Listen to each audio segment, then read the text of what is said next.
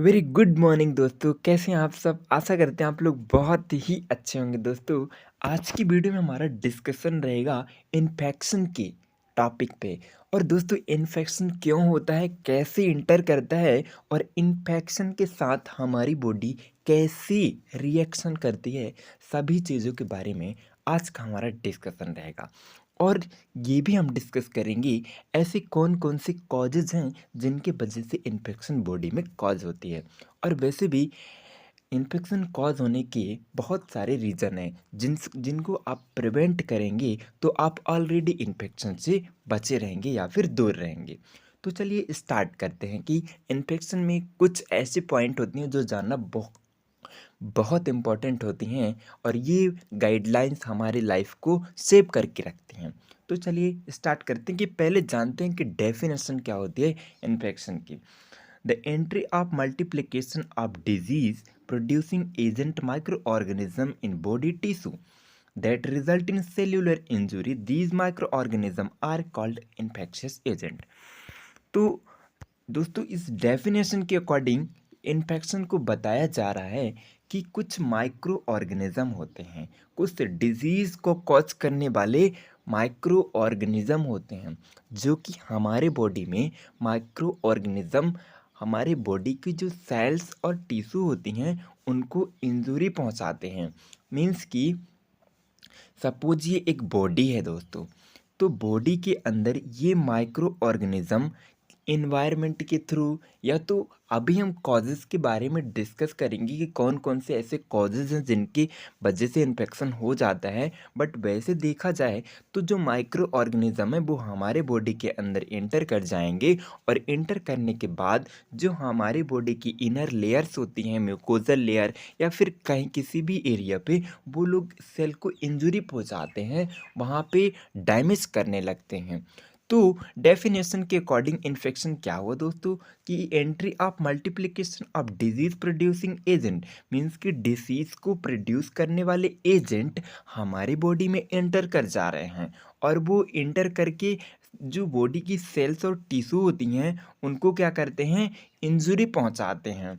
और जो micro organism body को इंजरी पहुंचाते हैं उनको इन्फेक्शियस एजेंट बोलते हैं दोस्तों। तो हमने जैसे कि देखा कि जो माइक्रो ऑर्गेनिज्म हमारे बॉडी के अंदर एंटर करते हैं और वो हमारे बॉडी की सेल्स और टिश्यू को डैमेज करने लगते हैं, और डैमेज करने से रिजल्ट ये होता है कि हमारे बॉडी में बहुत सारे क्लस्टर फॉर्म हो जाते हैं, वहाँ पे ट्यूमर आ जाता है, वुंड हो जाते हैं, इंजरी हो जाती है, वहाँ पे पस फॉर्मेशन हो जाता है। तो हमने जैसे आपको पिक्चर में दिखाना चाहते हैं दोस्तों, ये इसमें माइक्रो ऑर्गेनिज्म का इन्फेक्शन नहीं, इसमें इनमें फंगल इन्फेक्शन हो सकता है या तो फिर साइरोसिस हो सकते हैं या तो फिर ये ट्यूमर फॉर्म हो सकता है, वुंड हो सकता है। तो इन सभी का जो कॉजेज़ होता है वो बैक्टीरिया, वायरस, फंगस, ये पैरासाइट, ये सभी माइक्रो ऑर्गेनिज्म होते हैं जो हमारे बॉडी में ऐसे डिसीज़ को कॉज करते हैं।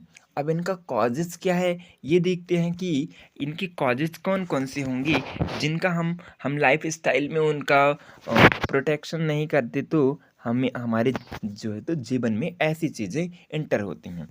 तो पहला तो एज हो गया, मीन्स कि यदि कोई ऐसे पर्सन है जो कि 60 अबव हैं, जैसे कि 60 अबव यदि उनकी एज हो जाती है तो उनका जो इम्यून पावर है वो वीक हो जाता है, उनको उनकी बॉडी इन्फेक्शन से फाइट करने के लिए एबल नहीं होती, मतलब उनकी बॉडी में इतनी कैपेसिटी नहीं होती कि वो उनकी बॉडी इन्फेक्शन से फाइट कर पाएँ। देन दूसरा जो इसका कॉजेज़ है वीक इम्यून सिस्टम, अभी हम लोग ने डिस्कस किया कि फिर ऐसे भी पर्सन होते हैं जैसे कि छोटे बच्चे हो गए, फिर या फिर कोई एडल्ट ही हो गया। तो जिन जिन पर्सनों की इम्यून सिस्टम वीक होती है उन उन लोगों को ऐसे ऐसे डिजीज़ कॉज होती है। Then contact with infected person, यदि किसी पेशेंट को ऐसी इन्फेक्शन है तो उनके कांटेक्ट में यदि हम रहते हैं तो हमें कैसे कॉज होती है, जैसे कि किसी पेशेंट को ट्यूबरक्लोसिस है, ट्यूबरक्लोसिस में यदि वो स्नीजिंग करता है, कफिंग करता है तो उसके एयरबोन के थ्रू जो है तो वो जो माइकोबैक्टीरियम है बॉडी में एंटर करता है और इन्फेक्शन कॉज होता है। देन यदि किसी पेशेंट के हाथ में यदि ऐसी इन्फेक्शन है और उससे हम उसको टच करते हैं, उससे हाथ मिलाते हैं, तो ये सारी चीज़ें जो है तो कॉन्टैक्ट विथ इन्फेक्टेड पर्सन से कॉन्टैक्ट में रहेंगे हम, तो हमें कॉज होगी। देन दूसरा क्या है, injection of contaminated food and water. यदि कंटामिनेटेड फूड एंड वाटर कोई इनटेक करता है, ऐसे पेशेंटों को भी इन्फेक्शन जो है तो एक से दूसरे में स्प्रेड होता है। देन जो हमारा पांचवा और लास्ट जो कॉजेज है इसका, ये है when you don't take care of your health. जब आप अपनी बॉडी की प्रॉपर तरीके से केयर नहीं करते, मीन्स कि टाइम टाइम में हेयर रिमूव नहीं किया, प्राइवेट पार्ट को क्लीन नहीं किए, हाइजीन मेंटेन नहीं किए, प्रॉपर बाथिंग नहीं करना, ये सारी चीज़ें इन्वॉल्व है दोस्तों। कि यदि आप अपनी लाइफ को सेव करना चाहते हैं, इन्फेक्शन से यदि दूर करना चाहते हैं, तो अपनी इम्यून पावर बढ़ाएं और ऐसे इन्फेक्टेड पर्सन के कांटेक्ट में ना जाएं। और जब फूड आप इंजेक्शन करें, जब अपन भोजन करने जाएं, तो वहाँ पे अच्छे से हाथ वगैरह धुल के जाएं। और जो अपना लास्ट है, अपनी बॉडी की जो केयर है बहुत अच्छे से करनी चाहिए, जैसे कि हेयर रिमूव करना टाइम टाइम पे, और टाइम पे खाना खाना, टाइम पे पानी पीना, सारी चीज़ों को ध्यान रखना चाहिए। तो हमने जाना दोस्तों कि इन्फेक्शन को कैसे प्रिवेंट करना चाहिए और हमारी बॉडी में इन्फेक्शन कैसे एंटर करता है। दोस्तों नेक्स्ट वीडियो में हम ये बताएंगे कि इसका ट्रीटमेंट क्या होता है।